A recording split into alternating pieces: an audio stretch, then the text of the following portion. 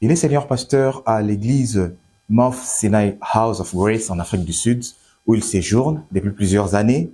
Lui, c'est qui? Fils de la maison. Le pasteur Paty Diba nous a fait ses réels plaisirs d'accepter notre invitation à notre émission des Guests. Bonjour, pasteur Paty. Bonjour, papa. Bonne année 2025 à vous. Merci, merci. Bonne année à vous aussi. Merci beaucoup. Ma partenaire de tous les temps, comme j'ai toujours l'habitude de dire, Sarah Imba, bonjour. Bonjour. Merci à vous tous qui prenez le temps de nous suivre. Comme l'a dit mon partenaire, le frère Nitaka, aujourd'hui nous avons pour vous le pasteur Paty Diba. Il est marié à maman Rita Diba, avec qui ils ont 3 enfants. Pasteur, j'espère que j'ai tout dit. Il n'y a pas autre chose à ajouter? Non, l'essentiel a été dit. Ok. Nous allons faire un petit retour en arrière. Ok. Parce que le peuple de Dieu, c'est que le peuple de Dieu doit savoir, c'est que vous étiez à Elim avant de séjourner à Pretoria. Correct. Et alors, pour la petite anecdote, au début de la vingtaine, un jour, le pasteur vient vous dire, pasteur Paty, vous allez, frère Paty à l'époque, Oui. vous allez prêcher dimanche. Oui. Comment ça se passe ce jour?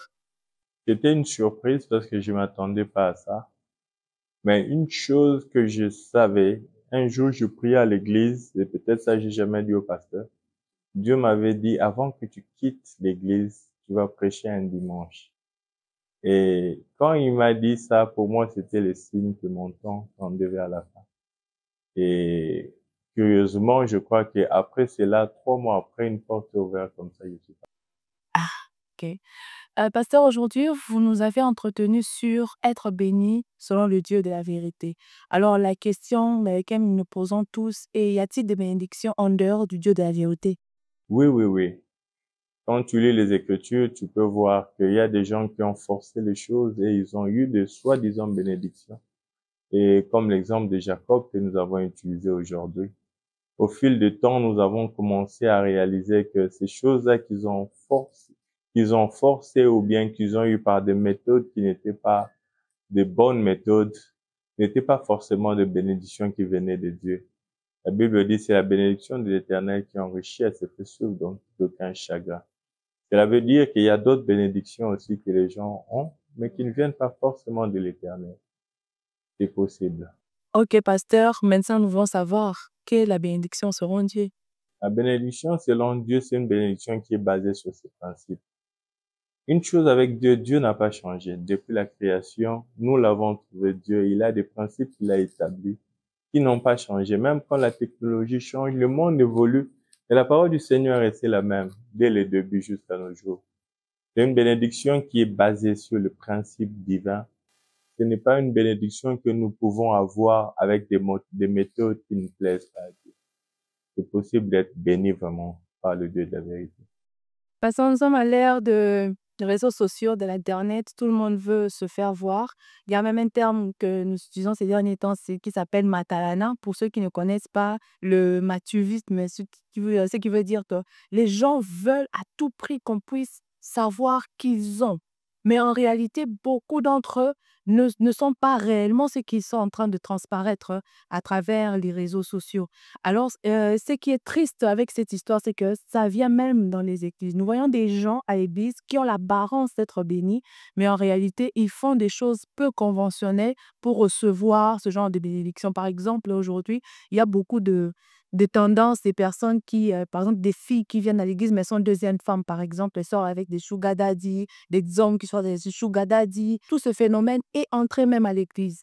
Maintenant, qu'est-ce qu'il faut faire pour se distinguer au fait de cette génération? Les réseaux sociaux aujourd'hui mettent beaucoup de pression sur les êtres humains et l'homme a plusieurs besoins. Il y a des besoins basiques comme le besoin de manger, de dormir. Et plus on commence à satisfaire ces besoins-là, l'homme a tendance à progresser vers des besoins un peu plus psychologiques, comme le besoin d'être apprécié, aimé, les besoins qu'on reconnaisse ce que nous faisons. Et les réseaux sociaux est devenu cette plateforme où les gens s'exposent et s'attendent à voir ce genre de feedback en retour. Ce qui n'est pas une mauvaise chose, mais quand cela commence à affecter nos motivations, on peut bien présenter des choses qui sont bonnes sur les réseaux sociaux. Mais en tant qu'Église, nous devons veiller que nos motivations ne soient pas polluées. Avec le temps, Dieu m'a appris que toute bonne chose, tu n'es pas obligé de le faire parce que tu as la capacité de le faire. Des fois, la ligne entre une mauvaise motivation et une bonne est tellement petite que des fois, tu sais même plus identifier qu'est-ce qui me pousse à le faire. Aussi longtemps que nous garderons de motivation pure en tant qu'Église, je pense qu'on peut s'en sortir. Mais quand nous sentons que nos motivations sont soit une réaction à ce que quelqu'un d'autre a fait, nous devons apprendre à s'arrêter et ne pas tomber dans le piège. Je crois que c'est un peu ça.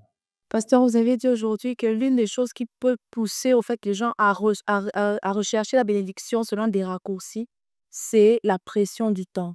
Et nous le voyons ça dans la Bible, dans Genèse chapitre 15, le verset 2, Abraham qui répond au Seigneur, « Éternel, que me donneras-tu? Je m'en vais sans enfant. Et l'héritier de ma maison, c'est Eliezer de Damas. » Et nous voyons que par la suite, Abraham a cédé à la pression du temps en prenant sa servante de Sarah. Et aujourd'hui, nous voyons vraiment les conséquences du fait qu'Ismaël soit venu, sa descendance et celle d'Isaac sont en guerre. Alors, la question que je vous pose, comment résister au fait à la pression du temps? Je crois qu'au deuxième culte, je parlais d'un principe que j'utilise personnellement, qui est dans le livre de Joël, chapitre 2. On parle d'une armée qui s'élève au temps de la fin. C'est une armée qui court et il passe des murailles. Mais l'une des caractéristiques de cette armée, chacun va à son chemin et garde son rang. Dans la vie, tu dois savoir que chacun a son chemin. On peut être même dans la même famille, mais on n'aura pas de même destinée. Quand tu comprends cela, tu restes dans ton chemin et tu gardes ton rang. Parce que Dieu a un plan pour tout un chacun d'entre nous. Il nous bénira pas tous au même moment, mais Dieu nous bénira tous. Ce sont des choses que les enfants de Dieu doivent savoir. On peut être des amis, un peu aujourd'hui trouver un boulot. Moi, je ne l'ai pas encore trouvé, mais cela ne veut pas dire que dans 5 ans, dans 10 ans, je serai toujours au chemin. Donc, nous devons retenir que chacun a son chemin. Ma vie ne doit pas être exactement comme mon frère. Dieu ne nous visitera pas tous au même moment, mais Dieu nous visitera tous. Comme Joseph a dit à ses frères, je sais que Dieu vous visitera, mais il n'a pas dit tous au même moment. Et par rapport à la pression de l'environnement, parce que nous voyons dans Genèse chapitre 30, verset 1, et dit, lorsque Rachel vit qu'elle ne donnait pas d'enfant à Jacob, elle porta envie à sa sœur. Donc ça, c'est l'environnement dans lequel nous vivons. Et nous voyons que les gens qui sont autour de nous sont bénis, mais nous, on n'est pas bénis. Comment gérer ce genre de situation? L'environnement aura toujours une pression sur nous, mais il y a certains environnements où on peut se détacher quand on peut. Des environnements malsains, quand tu peux, la Bible dit sortez du milieu d'eux. Je donne un exemple, tu remarques que tu as un ami ou une amie, à chaque fois que tu achètes une belle chaussure, elle va chercher à acheter la même. Ou bien acheter celle qui est plus que toi. C'est quelqu'un que tu dois te détacher. Parce que si tu ne le fais pas demain, tu vas subir cette influence inconsciemment. Tu vas commencer à réagir sans même le savoir. Tu vas chercher aussi à faire plus que elle. Non pas dans le but que c'était un objectif personnel, mais ça devient une réaction. L'environnement a la capacité de nous influencer sans notre permission, malheureusement. Quand elle devient polluée, il faut quitter. Ok, quand elle devient polluée, il faut quitter. Alors, pasteur, en conclusion, nous voulons que vous puissiez donner quelques conseils selon la prédication que vous avez donnée aujourd'hui, la bénédiction selon le Dieu de la vérité. Ce que je peux dire, il y a un Dieu dans le ciel qui est vrai et il honore ceux qui s'attachent à lui. Beaucoup de gens servent Dieu, mais très peu sont constants et suivent vraiment le chemin de Dieu dans la vérité. Des fois, ça prend le temps, mais quand on est sérieux, constant, le Dieu de la vérité finit toujours par honorer ses enfants. J'aimerais encourager ceux qui étaient fatigués, découragés, pour leur dire, le Dieu de Joseph est encore vivant. Amen. Tôt ou tard, il s'élèvera dans vos vies. Job le dit très bien. Il dit, je sais que mon Rédempteur est vivant. Même le dernier, il va s'élever. Gardez la foi et je crois fortement que la prochaine fois que je vous verrai, beaucoup auront des témoignages. Yes, Que amen. Dieu vous bénisse. Amen. Pasteur, nous concluons toujours nos émissions par des prières. Nous Ok, profitons de la super. grâce Super. que le Seigneur vous a faites pour que Merci. vous puissiez prier pour Pour ceux l'Église. qui sont découragés, comme Ok. vient de le dire, par la Ok. pression du temps. Ils Ok. ont vu que leurs amis se sont mariés, sont Mhm. devenus des chefs d'entreprise, ont Mhm. évolué dans le ministère, mais eux, ils sont toujours ici. Ils Mhm. pensent qu'ils sont en retard. Et d'autres aussi qui ne sont pas bénis selon Dieu et qui Mhm. ont été interpellés et qui veulent changer, mais ils n'ont pas le courage parce que le train de vie qu'ils avaient Mhm. ne leur permet pas de laisser, sortir. sinon ils vont régresser. Mhm. Alors, nous voulons que vous puissiez prier aussi pour eux. Ok, nous allons prier. Dieu Tout-Puissant, la Bible dit, tu envoies ta parole et ta parole a guéri.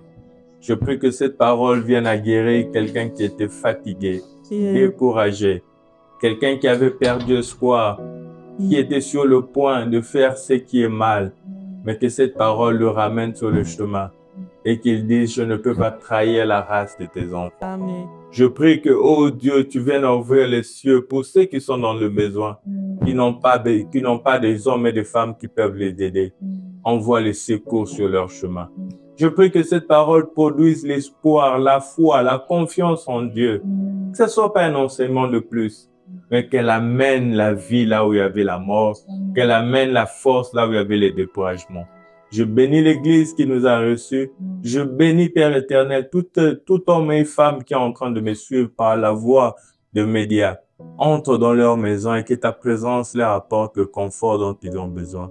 Au nom de Jésus, nous avons prié, nous disons Amen. Amen, amen, amen. Merci, beaucoup. pasteur. Merci beaucoup, maman. God bless you. C'était un passage en beauté. Chez nous à l'église évangélique Elim, à l'émission de Guest. N'oublions pas de nous abonner sur nos réseaux sociaux. Église évangélique Elim TV sur YouTube, Église évangélique Elim TV sur Facebook, sur TikTok, vous allez retrouver des petites séquences fortes, motivations qui vont nous booster encore dans notre foi. Portez-vous bien et nous sommes heureux de vous savoir. Nous croyons aussi que vous êtes heureux de nous savoir. Merci.